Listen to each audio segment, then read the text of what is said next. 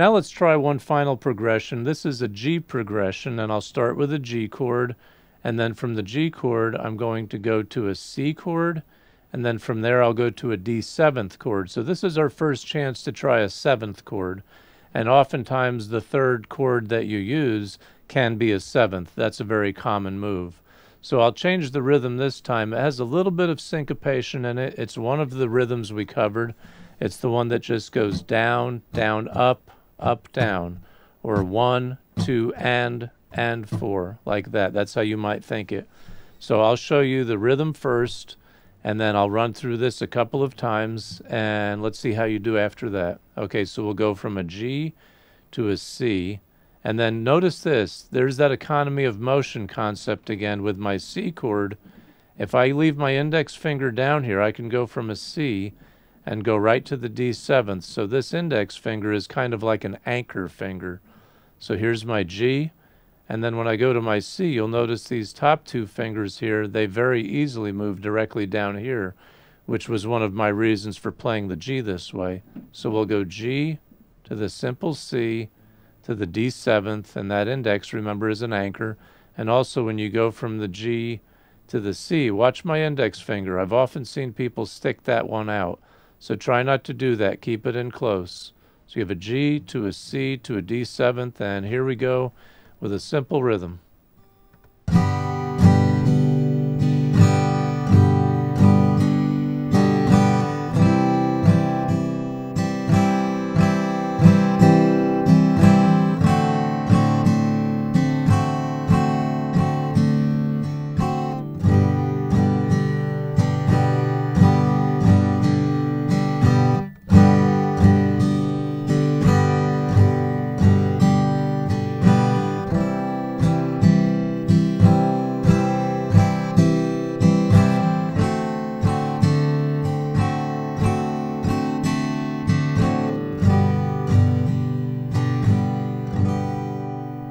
Okay, now you'll notice maybe after I ran through the whole progression one time, I did this little trick where I slightly lifted my fingers on the G.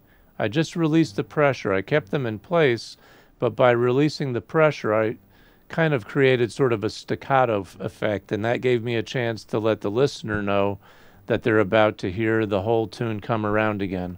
Okay, so now try and play it with me, and let's see how we do. We'll go through 4 times. All right, here we go. 3, 4.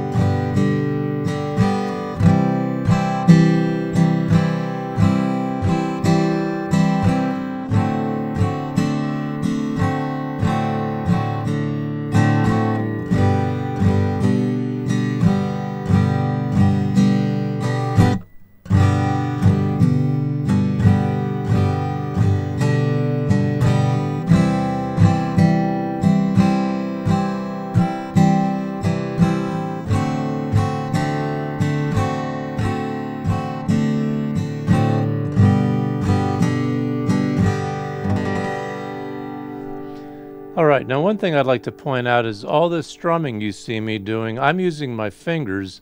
Like I said earlier, there's a plectrum you can use. It's spelled P-L-E-C-T-R-U-M,